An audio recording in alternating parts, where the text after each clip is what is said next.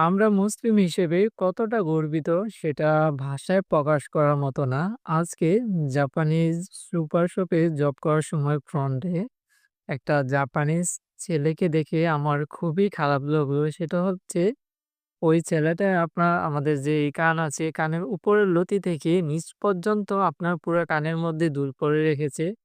তারপর দুনোটা কানের মধ্যে দুল পরে রেখেছে। তারপর নাকগুলা ছিদ্র করে আপনার রিং পরে রাখছে। তারপর এখান দিয়ে ঠোঁটগুলা ছিদ্র করছে। ছিদ্র কইরা এগুলার মধ্যে আপনার পিন ঢুকায় রাখছে। তারা এটাকে নাকি বলে যে স্মার্টনেস বলে আরকি। যত রিং পরতে পারবে বা কান এরকম ছিদ্র করবে, তারপর হচ্ছে ঠোঁট ছিদ্র করে রাখবে। এটা নাকি তাদের স্মার্টনেস এর কাতারে পড়ে আরকি। এইটা দেখে ভাবলাম যে আল্লাহ তাআলার কাছে লাখ, লাখ শুকরিয়া আলহামদুলিল্লাহ যে আমি একজন মুসলিম হিসেবে জন্মগ্রহণ করেছি। আলহামদুলিল্লাহ।